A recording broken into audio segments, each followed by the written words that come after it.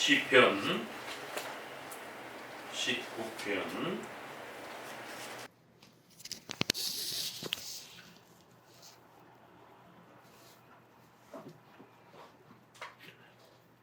1절을 제가 읽습니다. 시편 19편 1절. 하늘이 하나님의 영광을 선포하고 궁창이 그 손으로 하신 일을 나타내는도다. 아멘. 오늘은 순서를 조금 바꿔서 시편 19편을 먼저 여러분에게 소개하도록 합니다. 지난 8월달 또 몇 주 동안 또 이러한 코로나의 또 전염의 또 이러한 어려움으로 교회가 많은 또 어려움들을 겪고 또 아직 태어나지 못한 또 이렇게 성도도 있습니다. 그래서 계속 기도해 주시고 또 우리 태어나신 또 분들을 위해서도 또 후유증 이런 부분들이 또 잘 회복될 수 있도록 건강을 되찾을 수 있도록 끊임없이 또 우리 성도들을 위해서 기도해 주시기 바랍니다. 또 이러한 또 어려움 중에서 또 여러 가지 또 도움의 손길로 또 기도해 주시고 또 재정적으로 또 목사님 또 사택에 또 이렇게 반찬으로 또 여러 가지 봉사로 또 이렇게 함께 해주신 모든 성도들에게 다시 한번 감사를 드립니다. 하나님께서 계획하시는 또 뜻 속에서 섭리 인도하심 아래 이러한 또 위기와 어려움들을 또 우리가 겪습니다.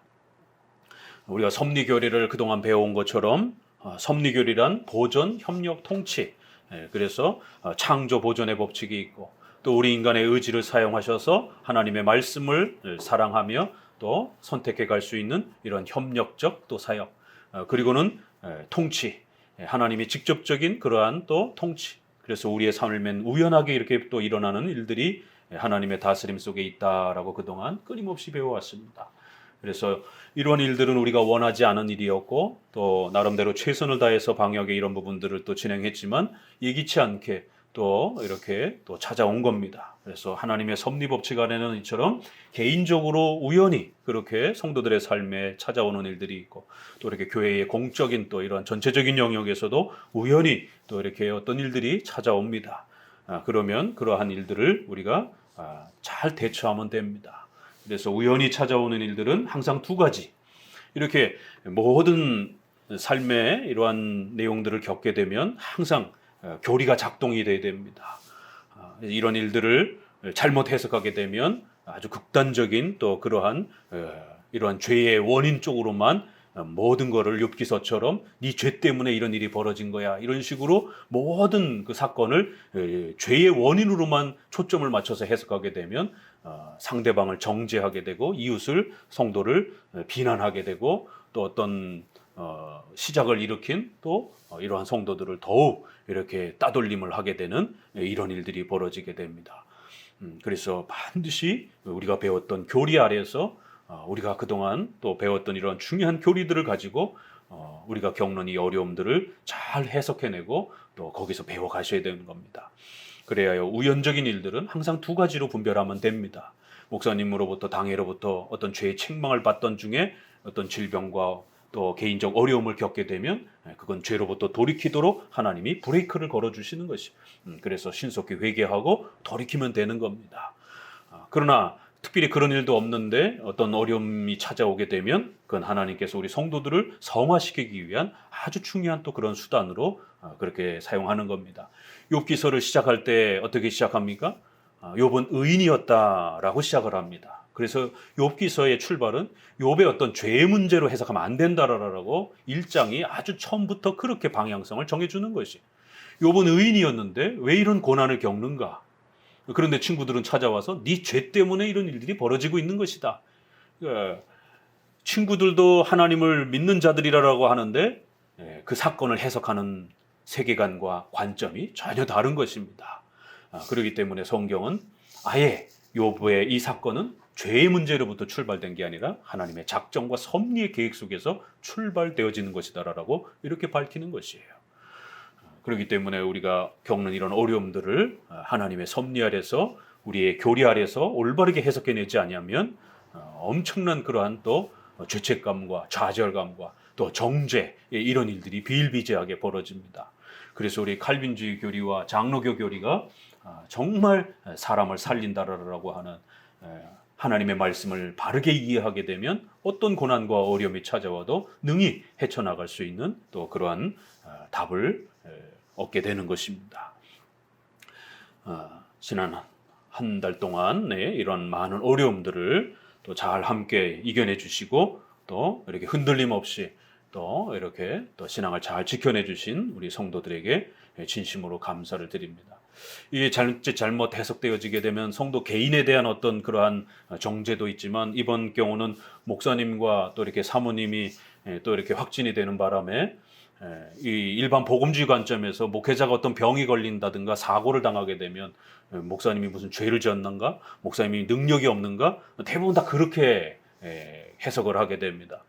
그렇기 때문에 성도들이 시험에 들어가지고 교회를 떠나게 되는 이러한 위기를 겪기도 할 수 있는 굉장히 어려운 이러한 또 마치 욥기서처럼 그런 욥의 고난의 시간들을 통해서 사탄은 욥을 죽이려고 하고 욥의 가정을 쑥대밭으로 만들려고 하는 그런 악한 목적으로 접근을 합니다. 그러나 하나님은 그 고난을 허락하심으로 인해서 허용적 섭리를 통해서 욥에게 새로운 또 그런 하나님의 뜻을 베풀려고 하셨던 그런 거대한 목적이 있는 것입니다. 그래서 이번 어려움을 겪으면서 우리 성도들 단 한 사람도 흔들림 없이 이렇게 교회를 잘 지켜주시고 또 더더욱 하나 되어서 또 성도들의 아픔들을 함께 아파해 주시고 또 함께 기도해 주시고 협력해 주셔서 진심으로 감사를 드립니다. 자, 오늘은 이제 시편 19편을 우리가 함께 읽으면서 또 시편 19편이 가르치는 일반 계시와 특별 계시라고 하는 아주 놀라운 또 가르침, 특별히 성경과 관련된 이러한 가르침, 특별히 계시라고 하는 이런 아주 중요한 부분의 내용들을 함께 배워가도록 합니다. 성경 시편에는 성경과 관련된 중요한 부분들을 시편 119편이 가장 많은 분량으로 또 이렇게 소개하기도 합니다. 그때 가서 성경과 관련된 풍성한 내용들을 더 많이 소개를 하고요. 오늘 19편에는 성경만 소개하고 있는 게 아니라 또 자연 만물을 통해서 하나님께서 자신을 드러내시는 이걸 우리가 일반 계시, 자연 계시라고도 하고 또 성경의 이러한 그리스도를 통해서 성경을 가지고 하나님이 누구신지를 가르치는 것을 우리가 초자연 계시 이렇게 구별하기도 하고 또 성경은 아주 특별한 것이기 때문에 특별 계시 이렇게 표현하고 거기에 비해서 일반 계시 이렇게 일반 특별 이렇게 표현하기도 하고 자연적인 역사와 우리 인간의 모든 삶의 문화와 역사 전체를 통해서 이렇게 또 하나님의 뜻을 드러내주는 자연 계시 이렇게 표현하기도 하고 또 거기에 비해서 성경과 예수 그리스도는 아주 초자연적인 그러한 은혜로 주시는 거기 때문에 초자연 계시 이렇게도 표현을 하는데 우리 교회 안에서는 자연 계시 초자연 계시보다는 일반 계시, 특별 계시가 훨씬 더 즐겨 사용하는 그러한 단어이기도 합니다. 자, 그래서 시편 19편은 이렇게 성경만 소개하고 있는 게 아니라 놀랍게 일반 계시라고 하는 자연 만물을 통해서 하나님이 누구신지를 우리에게 가르치는 또 이러한 놀라운 또 계시의 은혜까지 포함해서 일반 계시와 또 성경을 통해서 가르치는 특별 계시의 이 풍성함, 이 두 가지를 통해서 하나님이 누구신지를 우리에게 드러내 주시는 이런 아주 놀라운 하나님의 은혜를 우리에게 소개합니다. 우리 입장에서 보게 되면 하나님을 우리가 어떻게 만날 수 있을까? 우리가 하나님을 어떻게 알아갈 수 있을까? 이건 인류가 처한 가장 중요한 질문입니다. 전적으로 부패한 인간은 절대로 일반 계시와 자연의 이러한 그 현상의 분별을 통해서 예수님을 알 수가 없습니다. 그래서 분명히 일반 계시의 자연의 이러한 그 지혜와 이런 부분들은 예수 그리스도께로 우리를 초대하지 못합니다. 반드시 성경이라고 하는 예수님을 통해서 특별 계시라고 하는 이 성경을 통해서 예수님을 우리가 또 배워갈 수 있는 겁니다. 그럼 일반 계시는 왜 주어져 있는가? 일반 계시는 아무 필요도 없는데 그럼 왜 하나님이 우리에게 일반 계시를 또 허락해 두신 것인가? 그래서 시편 19편은 이렇게 성경의 위대함을 노래하면서도 또 한편으로는 시작하자마자 앞부분에서는 자연 만물을 통해서 일반 계시라고 하는 이 자연 만물을 통해서 가르치는 하나님의 또 놀라운 계시의 은혜를 우리에게 또 가르쳐 주고 있습니다. 그렇기 때문에 우리 장로교인들은 일반 계시와 특별 계시 두 가지를 소중하게 서로 사랑해야지 둘 중에 하나만 붙들면 안 된다라는 것이에요. 시편은 이처럼 일반 계시와 특별 계시 두 개를 균형 있게 소개하면서 하나님은 우리에게 특별 계시만 준 게 아니라 일반 계시도 주셨다라는 것. 그래서 자연 만물을 통해서 우리 인류 역사의 이러한 삶의 또 교훈들을 통해서 우리가 필요로 하는 그러한 지혜와 힘을 얻는다라는 것이에요. 또 한편으로는 성경을 통해서 예수님이 누구신지 또 하나님이 어떤 분이신지를 알아가도록 그렇게 또 도움을 받는다라는 겁니다. 이렇게 하나님은 우리에게 자연 만물과 인간의 삶의 이러한 또 역사와 관습을 통해서 지혜를 얻도록 또 그리고 한편으로는 성경을 통해서 지혜를 얻도록 이 두 가지를 다 주시는 것이지 둘 중에 하나만 주시는 게 아니라는 것이. 그래서 시편이 이렇게 아주 놀랍게 이 성경론에 대한 이런 아주 중요한 교리를 이 시로 아주 멋있게 일반 계시가 얼마나 아름다운 것인지 우리 성도들이 상식을 무시하면 절대로 안 된다라는 것. 우리가 상식적으로 판단하고 합리적으로 판단하고 이성적으로 판단하는 이런 모든 자연의 이러한 지혜와 우리 인류가 살아온 인간의 문화와 삶을 통해서 깨닫는 지혜들이 있습니다. 이런 지혜를 함부로 무시하면 안 된다라는 거예요. 그래서 시편 19편은 시작하자마자 하나님이 자연 만물을 통해서 인류 역사 전체를 통해서 하나님이 어떤 분인지를 우리에게 또 그렇게 드러내 주시는 이 위대한 하나님의 은혜를 마음껏 만끽하라는 것이. 그리고 후반부에는 또 그럼에도 불구하고 자연을 통해서는 또 예수님을 알 수는 없어요. 일반적 지혜는 얻을 수 있지만 예수님을 구원에 대한 이러한 칭의에 대한 이런 구원의 은혜를 또 깨달을 수는 없습니다. 그래서 후반부에는 우리가 죄인임을 깨닫고 예수님을 깨달을 수 있는 성경의 이러한 또 특별한 은혜를 아름답게 노래를 합니다.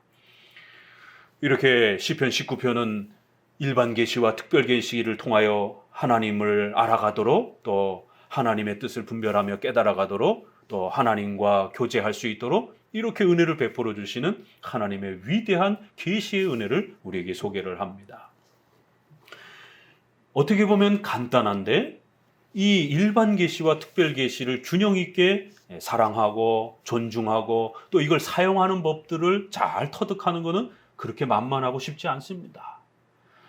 오늘 한국 교회를 보십시오. 특별히 지금 우리 코로나의 이러한 위험한 전염병의 위기 앞에서 전 세계도 그렇고 한국 교회도 그렇고 어떤 극단적인 이러한 판단들을 하고 있는지, 성도들의 생명이 왔다 갔다 하는, 시민의 생명이 왔다 갔다 하는 이런 위기 앞에 일반인들은 그래도 상식적으로 행동을 해요. 그런데 작년에 코로나가 시작이 되자마자 가장 비상식적이고 가장 비합리적으로 행동하는 사람들은 신앙인들이에요. 음모론이 등장을 하면서 결국 백신을 맞으면 죽는다라고 하는, 또 이런 백신을 퍼뜨린 장본인이 있다라고 하는, 그리고는 이 백신에는 결국 세계 단일 정부를 수립하려고 하는 그런 유전자 조작이 이 백신에 숨겨져 있다라고 하는, 그래야 백신을 맞게 되면 2년 안에 죽는다라고 하는 이런 음모론들이 펴지면서 결국 이 백신의 또 코로나의 이러한 확대는 결국 종말의 징조다라고 하는 이런 아주 극단적인 해석들이 쏟아져 나오면서 거기에 대한 또 해결책으로 정치적인 극단적인 입장으로 빠지기도 하고, 또 교회에서 무슨 코로나 카드를 만들어 가지고 그 카드만 소유하게 되면 절대로 코로나에 걸리지 않는다라고 하는 이런 무당들이 부적 팔아먹듯이 아주 샤머니즘적이고 미신적인 이런 일들이 벌어지고, 2년이 지났음에도 불구하고 여전히 지금도 백신 음모론 또 이런 여러 가지 코로나 또 이런 음모론이 펼쳐지면서 백신이 나왔음에도 불구하고 백신을 맞지 못하는, 백신 맞으면 죽는다라고 하는 이러한 공포와 두려움, 또 정치적인 진영에 따라서 여러 가지 의료적인 해석들이 나누어지면서 결국 수많은 정보가 쏟아져 나오면서 성도들은 더 큰 공포와 두려움 속에 빠지면서 우주를 왔다 갔다 하고 세계 최고의 과학 문명과 의료 문명을 갖고 있음에도 불구하고 선택을 할 수 없는 그런 공포에 빠져 있는 이런 어려움을 우리는 겪고 있습니다. 그런데 거기에 일반인들은 그래도 상식적으로 행동을 해요. 그런데 성도들은 잘못된 성경 해석, 잘못된 신앙의 이러한 태도들 때문에 오히려 100년, 200년으로 돌아가서 마치 구한말 시대의 조선 시대의 무당들에게 의지하듯이 그런 무당적 그러한 판단과 해석과 이러한 선택에 의존하듯이 아주 미신적이고 샤머니즘적인 형태로 그렇게 자신과 가족의 생명을 선택의 기로 앞에 놓고 두려워 떨어야 되는 이런 어려움을 겪는 걸 보게 됩니다. 일반 계시를 무시하고 일반 계시를 외면한 상식적이고 합리적이고 과학적이고 의료적인 이런 인류의 모든 문화와 역사를 통해서 하나님이 누구신지, 하나님의 뜻이 무엇인지를 하나님은 우리 인류에게 가르친다라고 말합니다. 이걸 일반 계시라고 말하는 거예요. 자연 계시라고 말하는 거예요. 그리고 또 이런 자연의 변화와 또 사계절의 변화를 통해서 언제 씨를 뿌려야 될지, 언제 추수를 해야 될지 이런 모든 지혜를 주셔서 우리가 먹고 살아가도록, 하나님은 절대로 수천 년의 역사 속에서 가나안 40년 광야 생활 동안처럼 하늘에서 만나가 내리도록 그렇게 우리에게 농사의 열매를 주지 않습니다. 그 광야 40년 동안만 특별한 목적 때문에 매일매일 그렇게 양식이 주어진 것이에요. 그것도 가나안 땅에 들어가자마자 신속히 중단이 되었습니다. 수천 년의 역사 속에서 하늘에서 저절로 양식이 막 떨어지던 그런 시절은 타락전 에덴 동산과 가나안 광야 생활 바로 그 40년밖에 없어요.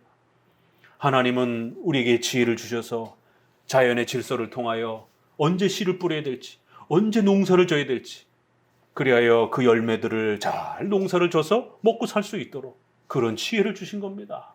우리의 생존에 필요한 모든 부분들을 일반 계시를 통해서 그렇게 우리의 생명을 연장해 가도록 그런 지혜를 주신 거예요. 성경을 통해서 언제 농사를 져야 되고 언제 추수를 해야 될지 성경은 단 한마디도 가르치지 않습니다. 성경을 통해서는 농사의 열매를 얻을 수 없습니다. 성경은 농사책이 아니기 때문에. 여러분이 가족들하고 먹고 살기 위해서는 농경 시대에는 반드시 선조들이 살아왔던 그 각 나라의 지역마다 토양과 환경이 다 다르기 때문에 그 지역에 맞는 농사법과 그런 여러 가지 추수법들을 선조들을 통해서 그렇게 관습을 통해서 문화를 통해서 배우지 않는다라면 굶어 죽는 겁니다.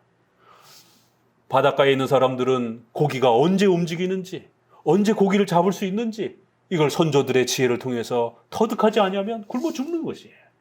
이게 바로 일반 계시, 자연 계시는 것입니다. 성경 그 어디에도 고기떼가 언제 들어오는지, 어디에 고기가 많은지 단 한 구절도 없습니다.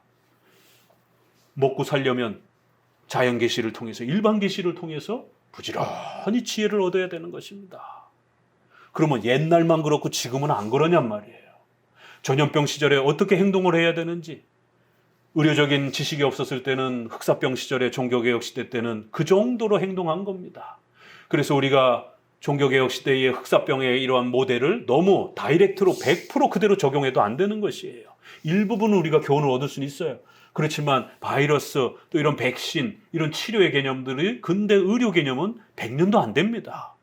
그렇기 때문에 예전에는 병실이라든가 이런 데서도 의사들도 손도 다 씻지도 않고 이래서 감염이 되고 왜 죽는지도 모르고, 유명한 나이팅게일이라든가 이런 분이 그러한 그 전염에 대한 이런 병원에서 전염되는 이런 모든 바이러스의 이러한 개념들을 잘 또 이렇게 훌륭한 의학자들이 찾아내줬고, 그래야 전쟁터에서 죽는 사람보다 병원에서 죽는 사람들이 더 많았던 겁니다. 감염 때문에. 근데 아무도 왜 병원에서 사람들이 더 많이 죽는지를 알 수 없었던 거예요. 바이러스 개념이 없으니까. 이렇게 바이러스 개념이 잘 정립된 근대의 의학 개념과 500년 전의 흑사병의 개념을 다이렉트로도 연결할 수도 없는 겁니다. 그래서 이런 모든 지혜들은 일반 계시 아래에서 우리가 중세시대도 봐야 되고 종교개혁 시대 때도 봐야 되고 또 근대 문명의 이러한 또 의료적인 또 모습도 봐야 되고, 그래서 적어도 우리 시대에는 이러한 감염의 이러한 위험이 터졌을 때 어떻게 행동해야 되는 것인가, 또 우리에게는 온라인이라고 하는 현대 과학 문명이 있는 이런 시절에는 종교개혁 시대 때는 온라인이라고 하는 이러한 컴퓨터와 과학 문명 도구가 없습니다. 그저 편지 정도밖에 쓸 수가 없는 거예요. 그렇기 때문에 현장 예배를 좀 더 고집할 수밖에 없는 그런 절박한 상황들. 그걸 그대로 문자 그대로 무작정 끌어다가 그러니까 루터나 칼빈도 현장에 있었으니까 오늘날 절대적으로 어떤 일이 있어도 부득이함을 인정하지 아니하고 무조건 현장에 있어야 되고 온라인 예배는 다 가짜다. 온라인 예배는 우상 숭배다. 이렇게 해석을 해버리게 되면 당장 저희처럼 이런 어려움을 겪었을 때 아예 예배 자체를 못 드리잖아요. 그나마 온라인이라고 하는 과학 문명이 있었기 때문에 병중에라도 목사님이 이러한 병을 알면서도 우리 성도들이 목사님의 말씀을 들을 수 있는 이러한 귀한 또 혜택을 누리는 것이에요. 이걸 인정하지 않았던 많은 교회들도 우리가 아주 극단적 우파적 성향을 보였던 이런 분들이 온라인 예배를 우상 숭배라고 그러면서 현장 예배 드리지 않는 모든 건 다 가짜라고 그러던 이렇게 주장했던 분들이 그 교회가 감염이 돼가지고 교회가 폐쇄가 되는 이런 뉴스를 듣습니다. 그럼 그런 분들은 어떻게 해야 할 거예요? 아니, 예배 자체도 못 드리잖아요. 목회자의 해석이란 이렇게 중요한 겁니다. 결국 그걸 잘못 해석해 놓으니까 그 부메랑으로 자기에게 돌아와서 좋은 도구를 갖고 있음에도 불구하고 예배 드릴 수 있는 어떤 목회자의 또 말씀을 성도들이 들을 수 있는 이러한 좋은 도구들이 있음에도 불구하고 자신들의 잘못된 해석 때문에 아무것도 못하는, 결국 그들은 죄악이라고 했기 때문에 절대로 온라인을 사용할 수 없는, 참 이런 어처구니 없는 일들이 지금 벌어지고 있습니다. 전염병에 대한 대처도 그렇고 또 예배의 이러한 도구를 우리가 어떻게 사용해야 될 것인가에 대한 이런 해석도 그렇고, 이게 한쪽으로는 자연 만물을 통한 우리의 의료와 과학 문명을 통한 이런 일반 계시를 통해서 지혜를 얻어야 되는 것이고, 또 한편으로는 또 성경의 또 이러한 가르침들을 통해서 어디까지 가이드라인을 우리가 사용할 수 있는 것인지. 성경은 그 어디에도 컴퓨터 또 이러한 온라인 또 이런 과학 문명 한마디도 없습니다. 그럴 때 과연 우리는 어떻게 성경을 사용해야 되는 것인지. 만약에 그런 식의 문자적 접근으로만 성경을 사용하는 것이라면 성경은 2000년 전에 농경시대에 예수님과 사도들이 어부 생활을 하면서 그렇게 농경 생활을 하면서 살았던 그 시대에만 필요합니다. 근대 문명이 발달된 오늘 우리 시대에는 성경을 사용할 수가 없습니다. 왜요? 그 표현들이 다 농경사회 때의 그런 문화 속에서 기록된 언어이기 때문에 그런 용어와 그런 생활 습관들을 가지고 기록됐단 말이에요. 씨 뿌리는 비유, 사람을 낚는 어부가 되게 할 것이다. 우리가 뭐 또 바닷가로 가서 어부가 될 겁니까? 그러나 성경의 문자는 그렇게 기록되어 있어요. 성경에 어디 있어? 이러면서 결국 문자적으로만, 극단적으로 문자적으로만 함몰되어서 그런 식으로 성경을 사용하게 되면 극단적 문자적 미신주의가 되어버립니다. 그러면 오늘 우리는 에어컨을 켜야 될 건가 말 건가? 이런 전등을 사용해야 될 건가 말 건가? 수많은 이런 과학 문명의 이러한 혜택들을 예배 속에서 우리가 사용해야 될 건가 말아야 될 건가? 엄청난 딜레마에 빠져버립니다. 그래서 제세례파, 메노나이트, 이러한 극단적 문명 거부주의자들, 문명을 죄악시 취급하는 이런 아주 극단적 문자주의자들이 미국에도 있고 우리나라는 조금 없지만 미국에 여전히 아직도 있어요. 그래서 옷이라든가 이런 것들도 옛날식의 그러한 검은 계열의 옷만 입고 다니고 모든 문명을 거부하고 마차 타고 다니고 촛불 켜놓고 생활을 하고 성경을 극단적으로 문자적으로만 사용하면서 이런 일이 벌어진 겁니다. 자, 일반 계시를 무시할 때 어떤 일이 벌어질 수 있는가? 우린 지난 2년 동안 아주 충분히 보았습니다. 또 성경에 어디 있어? 이 참 성경을 사랑한다라고 하면서 성경에 어디 있어? 이 말은 참 좋은 말임에도 불구하고 이걸 극단적으로 사용했을 때, 극단적 문자주의로 사용했을 때 결국 성경을 미신적으로 사용할 수 있는, 글자주의로 사용할 수 있는, 성경의 내용과 그 교리를 끌어내는 게 아니라 그저 글자 단어 하나 몇 개만 대입하는 이런 극단적 글자 문자주의에 빠져버리는, 결국 미신주의에 빠져버리는 일이 벌어지는 것을 보게 됩니다. 그래야 성경은 이렇게 자연 계시와 일반 계시의 위대함과 특별 계시와 또 이런 초자연 계시의 위대함을 균형 있게 둘 다 어느 한쪽만 잡아서는 안 되고 둘 다 균형 있게 하나님이 우리에게 주신 놀라운 계시의 선물이라는 것을 이렇게 시편은 노래하는 겁니다. 이런 극단주의의 이 피해들, 또 우리가 코로나를 겪으면서 이 짧은 이러한 성경의 지식, 이런 극단적인 이러한 교파적 지식이 국가와 성도들의 생명과 시민의 생명을 얼마나 위협하는지를 우리는 아주 절실히 이제 경험하고 있는 겁니다. 아직도 안 끝났어요. 그렇기 때문에 성경을 통해서 다시 한번 하나님은 우리에게 밥을 어떻게 먹어야 되는지는 일반 계시를 통해서 가르쳐 주시는 것입니다. 그리고 예수 그리스도를 통하여 우리가 어떻게 구원받고 하나님과의 깊은 교제를 누리는지는 성경을 통해서 도움을 받는 것입니다. 그걸 거꾸로 사용하면 안 되는 거예요. 성경에서 농사를 어떻게 져야 되는지를 찾아도 안 되는 것이고, 또 일반 계시에서 예수 그리스도를 어떻게 만날 수 있는지를 찾아서도 안 되는 것입니다. 그렇기 때문에 이것을 우리가 일반 계시의 충분성, 불충분성 이렇게 표현하는 겁니다. 그리고 우리가 성경의 충분성 이렇게 이야기를 할 때는 농사 짓는 법까지 있다 이런 뜻이 아닌 것이에요.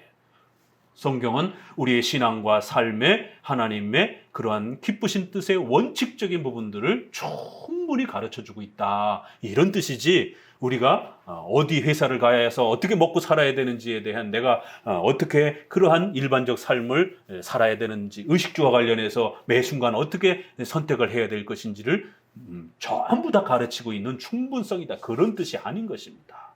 그래서 우리가 일반 계시의 충분성 이랬을 때는 의식주와 관련된 지혜에 대해서 아주 충분하고, 또 하나님 앞에 로마서에 있는 말씀처럼 핑계할 수 없을 정도로, 나 하나님 몰라서 안 믿었다라고 이렇게 핑계할 수 없을 정도로 인간의 양심 속에 신에 대한 두려움을 하나님께서 우리에게 넣어주셔서 하나님 앞에 그 최후 심판 때에 핑계할 수 없을 정도로 심판받고 책망받기에 충분할 정도로 그렇게 일반 계시를 통해서 하나님이 살아계심을 우리에게 드러내 주신다는 것이에요. 그래서 일반 계시의 충분성, 그럼에도 불구하고 일반 계시는 구원과 관련된 이러한 부분들은 불충분하다라는 것. 특별 계시는 또 특별 계시대로의 쓰임과 목적이 있는 겁니다. 결국 역사 속에 보게 되면 경건주의, 신비주의 이러한 사람들은 성경만 고집하는 것이에요. 일반 계시를 무시하는 겁니다. 또 거꾸로 자유주의, 기도할 필요 없다라고 주장하면서 이러한 전염병의 위험 속에서 하나님의 도우심을 위하여 기도할 필요 없다라는 거예요. 그저 인간의 이성과 인간의 지혜로 모든 걸 헤쳐나갈 수 있다라고 하는, 신의 도움 필요 없다라고 하는, 자연의 이런 모든 지식과 이성적 판단을 통해서 모든 걸 다 해결할 수 있다라고 하는 이런 아주 극단적인 또 이성주의, 합리주의, 이러한 자들은 성경을 부정하는 것이죠. 이렇게 양극단이 있습니다. 한쪽만 붙잡는, 그럴 때 시편 19편은 일반 계시의 위대함과 쓰임의 역할이 무엇인지, 특별 계시의 또 쓰임과 위대함과 아름다움이 무엇인지, 그래서 성도들은 반드시 일반 계시와 특별 계시 두 가지를 균형 있게 조화를 이루면서 각각의 쓰임의 목적에 맞게 그렇게 우리가 사용하면서 살아갈 때에 구원과 우리의 삶 전체가 풍요로워지면서 하나님과 동행하며 하나님의 뜻을 분별하는 법들을 배우며 그렇게 살아갈 수 있다는 것입니다. 이거 하나 결론 내리기가 지난 2000년 교회 역사 속에서 수많은 이단들이 등장을 하면서 한편으로는 일반 계시를 무시하는 아주 이런 극단적 신비주의자들, 은사주의자들, 경건주의자들, 한쪽으로는 성경을 무시하는, 이렇게 또 죄를 무시하는 이런 펠라기우스의 계열의 이러한 어거스틴 시대의 펠라기우스, 또 종교개혁 시대의 소키니안주의, 오늘날 자유주의자들, 2000년 역사 속에 끊임없이 성경의 위대함을 잘 모르고 부정하는 이런 자들 끊임없이 반복이 됩니다. 자, 그래서 오늘은 이렇게 일반 계시와 특별 계시의 위대함과 아름다움과 그 각각의 쓰임이 무엇인지를 다시 한번 더 깊이 19편을 통해서 우리가 함께 배워가게 됩니다. 몇 구절을 이렇게 좀 정리해 보면은요, 하늘이 하나님의 영광을 선포하고 궁창이 그 손으로 하신 일들을 나타내는도다. 자, 일반 계시를 이렇게 멋있게 표현하는 거예요. 하늘의 자연 만물이, 궁창이 하나님의 영광을 선포하고, 성경도 하나님의 영광을 솔리데오 글로리아라고 하는 하나님의 영광을 돌려드리는 법을 우리에게 가르치는 것이고, 일반 계시도 궁극적으로는 하나님의 위대한 영광을 드러내는 것이 최종 목적인 것입니다. 이렇게 시작하자마자 하나님의 영광이라고 하는 가장 감격스러운 주제를 선포하면서 자연 만물이 하나님의 영광을 드러내고 계시하고 나타내는 일에 얼마나 놀랍게 쓰여지는지, 날은 날에게 말하고 밤은 밤에게 지식을 전하니, 날과 밤의 변화의 차이와 이러한 아주 신비로운 우주의 변화들이, 그 지식이 너무너무 오묘하다라는 거예요. 언어가 없고 들리는 소리가 없으나 어린아이라 할지라도, 배우지 못한 할아버지 할머니라 할지라도 이런 밤과 낮의 차이와 우리의 이러한 사계절의 변화와 자연의 질서의 차이를 보면서 신의 위대함과 하나님의 위대한 다스림을 배우게 된다라는 것입니다. 그 소리가 온 땅에 통하고 그 말씀이 세계 끝까지 이른다라는 거예요. 하나님이 해를 위하여 하늘에 장막을 베푸셨다라는 겁니다. 해는 저절로 존재한 것이 아니라 반드시 해, 달, 별, 넷째 날에 하나님이 창조하시는 그 위대한 하나님의 창조 속에서 그렇게 태양이 창조가 되었고, 태양의 쓰임이 무엇인지, 왜 태양은 움직이지 않고 그렇게 가만히 있고 그 주변에 수많은 또 행성들이 존재하는지, 지구가 태양을 돌면서 수많은 별들이 태양을 중심으로 그렇게 또 운행을 하는 것이, 해를 위하여 하늘에 그러한 또 질서를 하나님이 정해놓으셨다는 거예요. 해는 그 방에서 나오는 신랑처럼 그 길을 달리기 기뻐하는 장사 같아서 하늘 이 끝에서 나와서 하늘 저 끝까지 운행하고, 그 온기에 피하여 숨은 자가 없을 정도로 태양의 그 혜택과 이 온기들을 많은 또 행성들이 그렇게 영향을 받으며 조화롭게 그렇게 운행되더라는 것이. 저도 가끔씩 동물의 왕국이나 이러한 그 EBS에서 나오는 우주에 대한 이런 부분들을 즐겨보는데요, 보면 볼수록 참 신기합니다. 태양에서 너무 가까우면 물이 다 증발을 해요. 그래서 화성처럼 됩니다. 물이 없는 거예요. 그런데 태양에서 너무 멀어지면 어떻게 되겠어요? 다 얼어버리는 거예요. 우리 젊은 친구들은 인터스텔라라고 하는 그 영화를 한번 꼭 좀 보면 참 좋습니다. 그 현대 과학의 모든 것을 상상적으로 그렇게 담아내 본 거예요. 지구에는 이 우주에서 존재하는 대부분의 많은 스타일들이 거의 많이 있어요. 그래서 그런 영화의 장소를 저 북극에 가서 찍고, 얼음으로만 존재하는 그런 행성을 이렇게 표현하기 위해서 북극에 가서 찍고, 화성처럼 물이 없는 이런 데는 이제 저 사막에 가서 찍고 그러더라고요. 그 나중에 뒷얘기 이렇게 들어보니까 지구에서 다 찍어도 다 가능한 거예요. 왜요? 지구는 그게 각 지역마다의 그런 독특한 특성이 다 있다 보니까. 그러니까 이러한 부분들이 태양에서 너무 가까우면 메말라 버리고, 너무 멀어져 버리게 되면 얼음으로만 존재하는. 그래서 우리가 보이저호가 1977년에 인류가 만든 위성이 이렇게 1호, 2호가 발사가 되면서 근 4, 50년 동안 시속 17km로 이렇게 초당 17km로 날아가지고 4, 50년 동안 태양계를 겨우 벗어났습니다. 그러면서 목성, 토성 이렇게 사진을 찍어서 보내는데, 이렇게 그 얼음으로만 이렇게 존재하고 있는 어떤 그런 모습들, 이런 여러 가지 모습들의 이러한 인류가 처음 보는 모습들을 이렇게 보여냅니다. 40년을 달려서 그 20km의 속도로, 근데 겨우 태양계를 벗어난 것을. 그 이후에는 우주 공간에서의 저항력이 없다 보니까 지금은 뭐 한 6만 킬로로 달린다 그러더라고요. 그것도 어마어마한 거리죠, 사실은. 그런데 빛의 속도, 우리가 별을 보지 않습니까? 별빛을 보잖아요.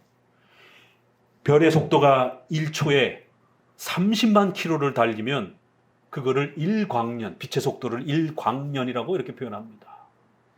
초당 30만 킬로, 초당 30만 킬로가 어느 정도냐면 달까지의 거리가 30만 킬로 정도 된다고 그러더라고요. 1초에 달까지 가는 것이에요.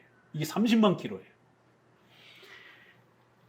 그런데 그 빛의 속도로 1년을 가는 거를 광년 이렇게 표현을 합니다. 상상할 수가 없어요. 어떤 속도, 얼마만큼의 거리인지. 아무튼 1년을 30만 킬로의 형태로 1년을 가는 거리를 1광년이라고 하는데, 그 태양계를 벗어나서 우리 태양계가 속해 있는 은하계가 있죠. 그 은하계에서 가장 가까운 은하계가 우리가 소위 안드로메다라고 많이 이야기하잖아요. 그래도 가장 가까운 거리에 속하는 은하계가 안드로메다라고 하는 은하계인데 그 안드로메다까지의 은하계의 거리가 250만 광년이라고 그러는 거죠. 이게 어느 정도 거리냐면 250만 년을 가야 되는 거예요. 빛의 속도로. 1초에 30만 킬로로 250만 년을 가야 우리랑 가장 가까운 그래도 안드로메다 은하를 구경할 수가 있는 거예요. 보이저호가 초당 20킬로로 40년, 50년을 달려가지고 겨우 태양계를 벗어났어요. 그게 빛의 속도로 1초 거리 정도, 뭐 30만 그 전체 거리를 계산하니까 뭐 그렇다고 그러죠. 빛의 속도로 몇 초라고 그러더라. 이게 이 우주가 얼마나 넓은지 우리 상상을 할 수가 없는 거예요. 250만 년. 이게 인류의 과학 문명으로는 영화 속에서나 우리가 상상할 수 있는 것이지 갈 수가 없는 거리입니다. 그런데 하나님이 그 태양계와 같은 그런 항성과 행성의 별들이 이 우리 은하계만 해도 수백 수천억 개가 있고 또 그런 은하계가 수백 수천억 은하계가 또 있고 그나마 겨우 허블 만원경이라든가 이렇게 발견한 정도가.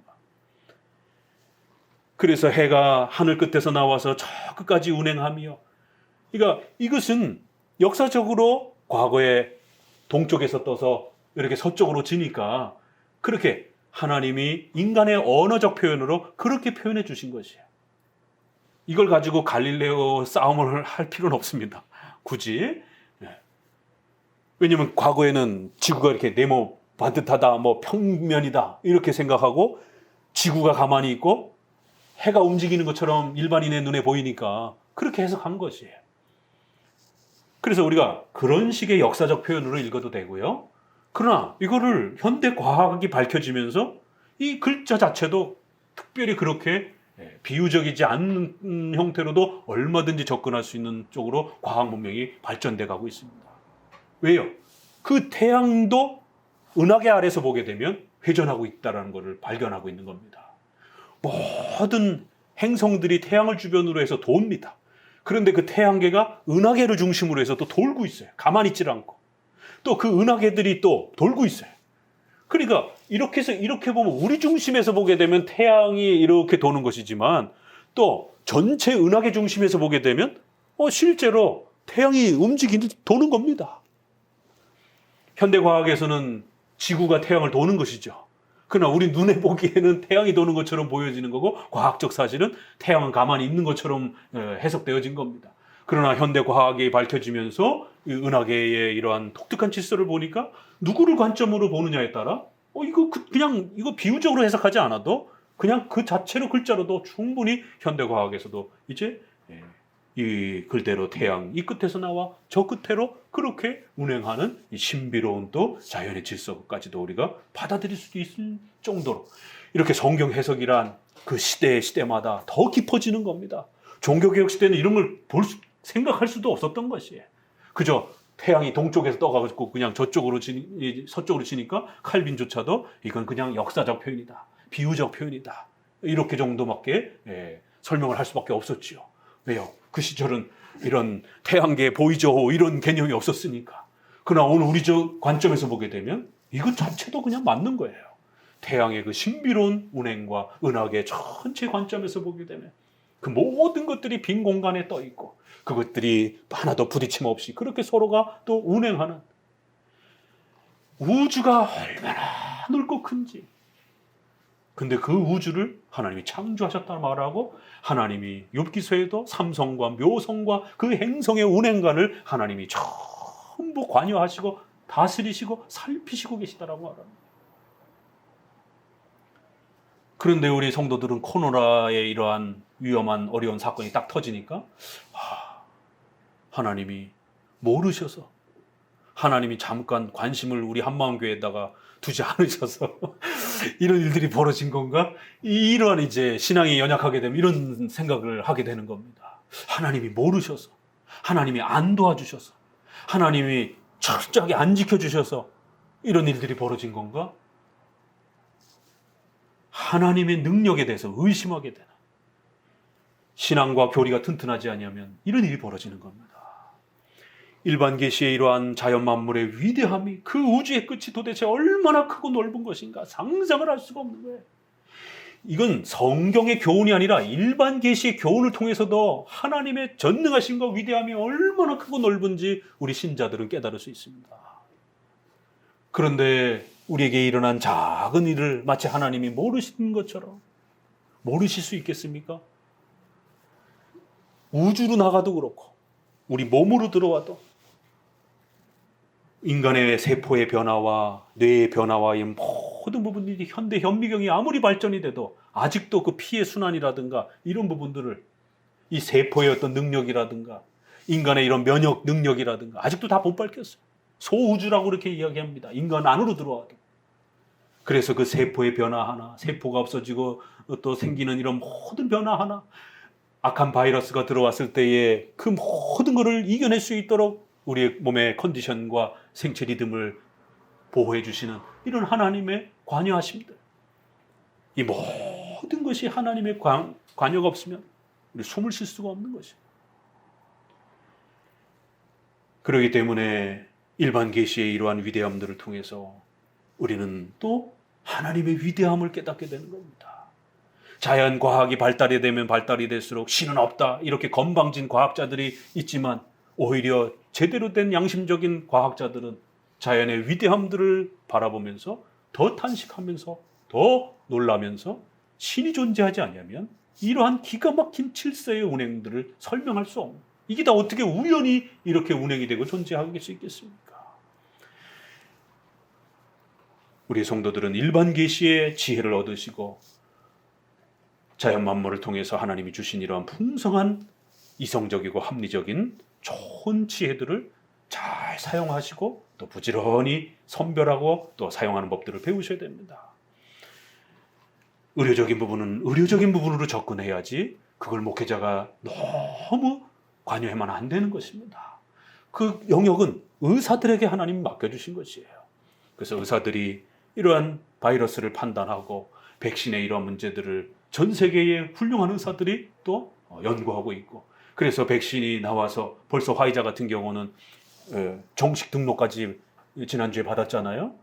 이제는 그 FDA인가를 통해서 정식으로 판매할 수 있는 그런 승인까지 받았단 말이에요.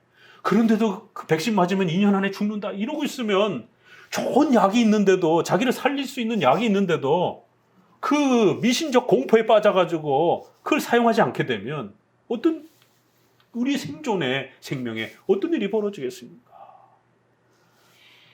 백신도 순차적으로 꼭 맞으시기 바랍니다. 저 사모님도 어제 또 화이자 1차 접종을 했습니다. 지도자들이 먼저 모범을 보여야 되는 것이, 뉴스를 보면 안타까운 소식들이 흘연히 쏟아져 나옵니다. 미국에도 지금 그 음모론과 주로 정치적 신념에 잘못 빠진 그런 주들을 중심으로 해서 확진자들이 훨씬 많이 늘고 있고, 주로 그쪽 사람들이 안 맞고 있고, 또 어떤 가족은 보니까 엄마와 자녀 둘이 40 정도 되는 자녀들이 백신 반대론자들 그런 쪽에 빠져가지고는 아들 둘은 백신을 안 맞고 엄마는 백신을 맞았는데 가족들이 전부 다 확진이 된 거예요. 그런데 아들들이 일주일 간격으로 그냥 둘 다 죽었습니다. 엄마는 무사히 그냥 넘어가고. 그래서 그 어머니가 탄식하면서 자녀들을 더 설득해서라도 백신을 맞게 했어야 되는데 이러면서 탄식을 하는 많은 뉴스들이 끊임없이 이렇게 쏟아져 나오는 걸 보게 됩니다. 물론 또 백신의 어떤 후유증 때문에 많은 또 공포와 또 두려움이 있는 건 사실이에요. 그럼에도 불구하고 의학적 판단은 의학적 판단대로 하셔야 되는 것이에요. 그래서 이런 일반 계시를 통하여 이성적이고 합리적인 이런 부분들을 잘 판단하셔서 우리 성도들과 가족들의 생명을 이 어려운 위기의 시대에 잘 지켜나가셔야 되는 것입니다.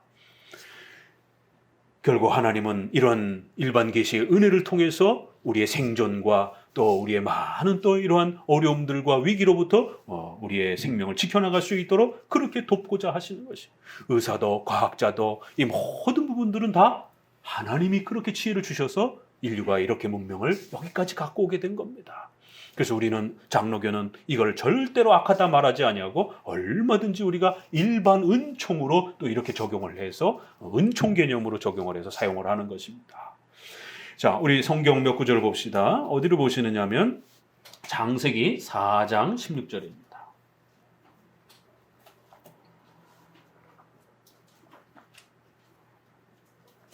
창세기 4장 16절. 성경이 일반 계시의 이 풍성함들을 얼마나 놀랍게 이야기했는지 몇 가지를 보면은요. 창세기 4장 16절 같이 읽어봅니다.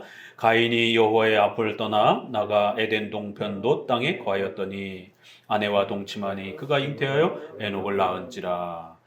자, 그러면서 쭉 내려가셔서 어디로 보시느냐면 20절, 4장 20절입니다. 아단은 야발을 낳았으니 그는 장막에 거하여 육축 치는 자의 조상이 되었고 그 아우의 이름은 유발이니 그는 수금과 퉁소를 조상이 되었으며 실라는 두발가인 그는 동철로 각양 날카로운 기계를 만드는 자요 두발가인의 누이는 나아마더라. 여기 보니까 이제 가인의 이제 후손들이 소개가 되면서 또 아담의 후손들이 소개가 됩니다.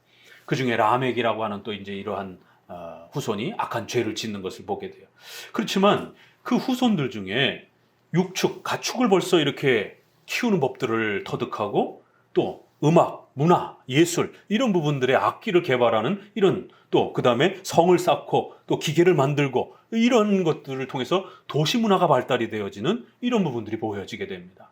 그럴 때 많은 신비주의자들, 경건주의자들, 제세례파 이러한 극단주의자들은 이 표현을 죄악으로 취급합니다. 해석합니다. 그러나 칼빈과 또 카이퍼와 우리 칼빈주의자들은 이 구절에서 비록 라멕은 여기 악한 자로 등장을 하지만 여기 후손들이 벌써 이런 문화예술, 기계 이러한 부분들을 발전시켜 나가는 것은 이건 하나님이 우리 인류에게 주신 먹고 살아가도록 또 산짐승이라든가 이러한 외부의 위험으로부터 생존을 보호할 수 있도록 지혜를 주신 일반 계시, 일반 은총으로 해석해 왔습니다. 그래서 절대로 이렇게 일반 계시 속에서 인류의 문화와 관습 속에서 이렇게 남겨진 유산과 전통들이 특별히 성경에 부딪히면서 죄가 되는 그런 내용들은 우리가 버려야 됩니다. 아무리 문화라 할지라도 뭐 저기 어촌의 풍어제라든가 뭐 이런 것들은 우리가 문화로 사용할 수는 없는 것이죠.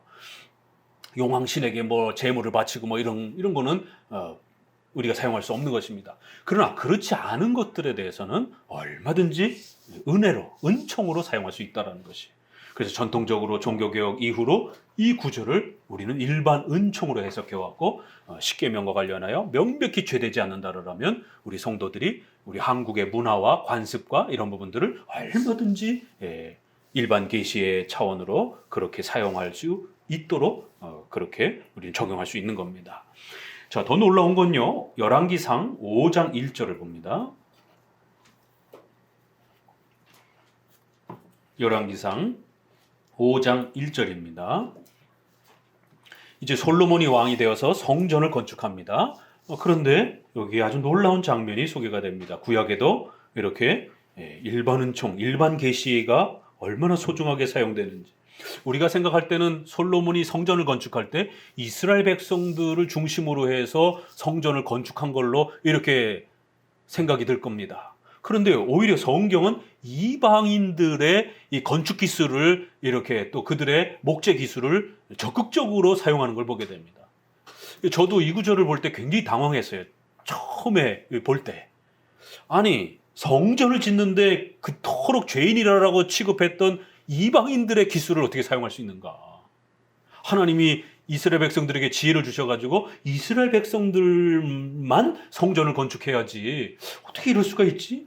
이걸 해석할 수가 없었어요. 그런데 장로교의 일반 계시와 일반 은총을 배우기 시작하면서 아하, 일반 계시라는 것은 신앙의 유무를 떠나서 우리 인간의 의식주와 관련된 소중한 지혜라면 그건 얼마든지 사용할 수 있다라고 하는 우리 장로교적 해석을 배우니까 이게 충분히 해석되더라고요. 자, 열왕기상 5장 1절을 봅니다. 솔로몬이 기름 부음을 받고 그 부친을 이어 왕이 되었다 함을 두로왕 히람이 듣고 그 신복을 솔로몬에게 보내었으니, 이 두로와 시도는 이스라엘의 그 조금 위쪽이에요. 지중해 연안 쪽에 붙어 있는, 그러니까 예루살렘하고 이스라엘 그 북쪽에 있기 때문에 굉장히 가까운 지역입니다. 아람, 암몬, 또 블레셋, 이런 그 모압 이런 지역들이 이렇게 늘 이스라엘을 둘러싸고 있는 그 적들이었잖아요. 그 북쪽에 바닷가 쪽에 있는 자들이 두로와 시돈인 겁니다. 신약에도 보면 두로와 시돈이 굉장히 많이 나와요. 자, 여기에 그 왕이 히람인데 그 히람에게 도움을 받는 것을 보게 됩니다. 다윗이 좀 친하게 지냈어요. 그래서 이제 아들이 왕이 되니까 5절 같이 읽어봅니다. 여호와께서 내 부친 다윗에게 하신 말씀에 내가 너를 이어 내 위에 오르게 할 내 아들 내 이름을 위하여 전을 건축하리라 하신 대로 당신은 영을 내려 나를 위하여 레바논에서 백향목을 베어내게 하소서. 나의 종과 당신의 종이 함께할 것이요 또 내가 당신의 모든 말씀대로 당신의 종의 싹을 당신에게 붙이리이다. 당신도 알거니와 우리 중에는 시돈 사람처럼 벌목을 잘하는 자가 없나이다. 이 나무 기술, 이 돌 다루는 기술, 이건 아주 특수한 기술이라 아무나 할 수 있는 게 아닙니다. 우리나라도 왜 삼국시대 보게 되면 이런 이 백제 쪽인가요? 저쪽 그 충청도 쪽 이쪽 지역이 굉장히 돌을 잘 다룬다고 그러더라고요. 아무튼 그런 그 우리 문화애들인 것처럼 또 나무를 잘 다루는 사람들은 또 거기 아주 특수한 기술이 있는데 이스라엘 백성들은 이 나무도 없어요. 이스라엘 뭐 저도 가보진 않았지만 자료를 많이 보게 되면 목재가 될 만한 그런 아주 굵직굵직한 이런 나무들은 레바논, 지금도 레바논이 있잖아요. 이렇게 북쪽 지역으로 이렇게 그 큰 나무들이 존재하지 이스라엘 지역에는 그런 목재로 쓸 만한 나무도 없고 나무가 없으니까 나무 기술자들도 없는 거예요. 그 성전을 지으려니 돌과 나무가 핵심인데 이거를 이방 왕인 히람 왕에게서 기술자들과 목재들을 전부 다 사용해서 그들의 도움을 받는 것을 보게 됩니다. 이건 우리가 구약적 관점에서 보게 되면 이방인들 다 죽여야 돼요. 그런 관점에서 보게 되면 이건 가히 상상할 수 없는 놀라운 파격적인 허락입니다. 그래서 이방인이 가지고 있었던 이러한 돌 기술, 나무 기술, 이런 모든 지혜들을 이스라엘 백성들이 필요에 따라 얼마든지 그렇게 사용했다라는 것이. 그럼 오늘날 우리 성도들도 의식주와 관련된 이렇게 불신자들이 만든 옷, 음식, 문화 이런 부분들을 얼마든지 양심의 가책 없이 사용할 수 있는 겁니다. 이런 이야기들이 고린도전서의 8장, 9장, 10장, 로마서 14장, 15장에 우상 제물을 먹어야 되느냐 말아야 되느냐 양심의 거리낌 갖지 말고 얼마든지 먹으라라고 그렇게 추천을 하는 겁니다. 자, 그래서 이렇게 일반 계시의 지혜를 통해서 우리 현대 의학에 맞춰서 또 우리가 이런 감염 또 이런 백신 이런 부분들이 과거보다는 지금 교회가 훨씬 많은 혜택을 누리고 있잖아요. 그러면 얼마든지 두려워하지 마시고 또 그러한 극단적인 정치 신념과 잘못된 이런 거에 음모론에 빠진 그런 유튜브라든가 이런 거에 휘말려 가지고 두려움에 빠지지 마시고 상식적으로 행동하시면 됩니다. 상식적으로 판단하시면 돼요. 그래서 일반 계시의 이런 부분들을 충분히 시편이 그 극찬하는 대로 그렇게 오늘 우리 시대도 사용하면 되는 겁니다. 자, 7절부터는 이제 특별 계시를 또 노래합니다. 여호와의 율법은 완전하여 영혼을 소성하게 하고 여호와의 증거는 확실하여 우둔한 자로 지혜롭게 하며 여호와의 교훈은 정직하여 마음을 기쁘게 하고 여호와의 계명은 순결하여 눈을 밝게 하는도다.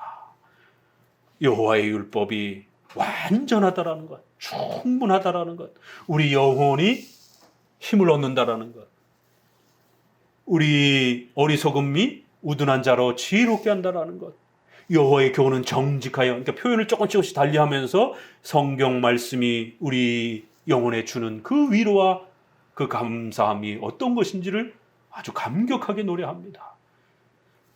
정직하여 우리의 마음을 기쁘게 하고 하나님의 말씀의 이러한 부분들을 잘만 실천하시기만 하면 우리 성도들이 구원에 있어서 또 삶에 있어서 그 풍요로움들을 이렇게 누리게 된다는 거예요. 여호와의 계명은 순결하여 눈을 더 밝게 하도다. 또 여호와를 경외하는 도 이렇게 표현하잖아요. 여호와를 경외케 하는 하나님의 말씀. 오늘 우리 시대에 성경 배우지 않는 성도들이 얼마나 많습니까? 지금 솔직히 말해서 우리 한국교회는 더 이상 성경이 필요 없는 기독교가 되었습니다. 교회 안에서 성경 안 가르칩니다. 20분 설교 시대가 돌입했어요. 목사님이 30분 설교하면 교회에서 쫓겨납니다. 옛날 제가 청년 때만 해도 30분 설교 시대였어요. 지금 20분 설교 시대로 돌아서 한 15분대로 그리고는 성도들이 나와서 간증하고 앞에서 무슨 노래하는 거 이런 거 오케스트라 동원해가지고 막 무대처럼 이렇게 재미나게 꾸미고 설교는 가능한 한 짧게. 인간은 종교적 존재이기 때문에 그런 종교적 즐거움을 요구합니다. 그리고 거기서 위안을 누리니까 그게 마치 진정한 은혜인 것처럼. 그러나 지난 2000년 동안 또 수천 년 동안 하나님이 우리에게 주신 전적으로 부패한 죄인들이 하나님을 만나기 위해서는 반드시 오직 성경을 통해서만이 예수님을 만날 수 있다라고 그렇게 지켜온 것이에요. 나는 길이요 진리요 생명이요 오직 예수 그리스도 외에는 구원이 없다라는 거예요. 그런데 문제는 그 예수님을 어떻게 만나느냐라는 거예요. 그래서 예수님은 요한복음에 바로 너희가 성경을 읽으면서 영생을 얻는 줄 성경을 묵상하고 상고한다라는 것이. 디모데서에서도 바로 디모데에게 표현한 그 말씀, 내가 어려서부터 성경을 알았나니 그 성경은 우리를 구원으로 초대하고 우리를 완전한 삶으로 초대한다. 성경만이 예수님을 만나게 해줄 수 있도록 도와준다는 겁니다. 일반 계시는 의식주와 관련된 지혜는 우리에게 주어도 구원과 관련된 이 부분은 역할을 하지 못하는 것이에요. 성경을 통해서 예수님을 깨닫고 믿는 자들이 일반 계시 풍요로움들을 더 많이 깨닫는 것이에요. 순서적으로는 반드시 성경을 통해서 예수님을 영접하고 알아가는 것이 원칙이고 우선순위인 겁니다. 그리고 기독교란 오직 성경으로부터 그렇게 출발하는 것이. 그런데 한국교회는 더 이상 설교에서도 성경을 가르쳐주지 않고 1시간씩 강의 설교하면 다 도망갑니다. 성도들이 설교를 못 듣는 시대가 되었어요. 우리 아모스서 8장에서 보았죠. 젊은이들이 갈팡질팡하면서 기근이 닥쳐가지고 그렇게 헤매고 다닌다라고. 그거는 밥이 없어서의 물이 없어서의 기갈이 아니라는 거예요. 하나님의 말씀을 선지자들이 가르쳐주질 않는다는 거예요. 레인들이 하나님의 말씀을 가르치지 못한다는 거예요. 그래서 하나님의 말씀을 듣지 못하는 영적인 기갈이 젊은이들에게 찾아와서 갈팡질팡 여기저기 헤매고 다니면서 그렇게 굶어 죽고 기근에 갈증에 죽어간다라고 아모스서 8장에 선지자가 탄식을 하는 거예요. 목회자들이 성경을 가르치지를 못하는 것이에요. 이런 코로나의 위기 속에서 성경이 어디 있어? 이러면서 극단적 미신적인 문자주의에 빠져서 성경의 그러한 교리를 끌어내지 못하고 성경이 가르치는 중요한 내용들을 이끌어내지 못하나. 성경의 온라인과 이런 부분이 어디 있습니까? 당연히 없지요. 성경을 그런 식으로 읽으면 안 되는 것입니다. 그럼 우리가 다 어부가 될 겁니까? 다 농사를 질 겁니까? 구약으로 들어가면 가나안 전쟁을 해야 되는데 오늘 누가 가나안입니까? 가축들부터 시작해서 싸그리 죽이라라고 구약은 그렇게 명령을 하는데 구약 읽고 어떻게 적용을 할 거예요? 구약은 계대결혼. 형이 아들이 없이 죽으면 동생이 형수를 취해서 동침을 해서 아들을 낳아줘야 돼요. 뭐 지금이야 간통죄가 없지만 현행법을 하면 간통죄에 또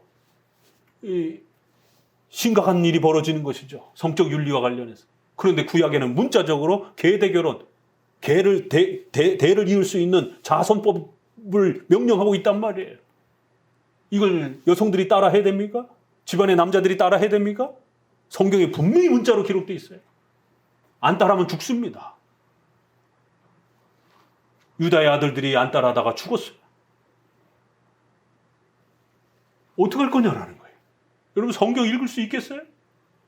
못 읽습니다. 한 장도 못 읽어요. 그런 극단적 문자주의에 빠지게 되면. 성경을 사랑하고 성경을 통해서 구원을 받고 성경을 통해서 하나님과 교제하는 법들을 배운다는 게 무엇인지, 왜 종교개혁자들이 오직 성경, 모든 성경을 외치면서 종교개혁을 일으켰는지, 다른 거로는 안 되는지, 왜 오직 성경만이 종교개혁을 일으킬 수 있는 유일한 방법이었는지, 그건 하나님이 인류에게 주신 가장 값진 선물이기 때문에 그래요. 여호와를 경외케 하는 도, 성경을 잘 읽고 배우고 사용할 줄 알면 여호와를 경외하는 법을 배운다는 거예요. 그런데 한국교회는, 서구교회는 성경을 덮고 성경을 가르쳐주지 않고 강의 설교하지 않고 교회 안에서 교리 공부하지 않고 그저 체험, 신비 체험이나 많이 하고 사회 정치적 이야기나 많이 하고 어떻게 여호와를 경외하는 법을 배울 겁니까? 이번에 코로나를 통해서 질병에 겪어보니까 어떻습니까? 병실에서 성경책도 읽지도 못해요. 눈이 아파가지고, 목이 아파가지고, 가래가 들끓어서 지금도 저도 이렇게 말 많이 하니까 가래가 또 올라오는데 아직 그 후유증이 있었어. 기도도 많이 못합니다.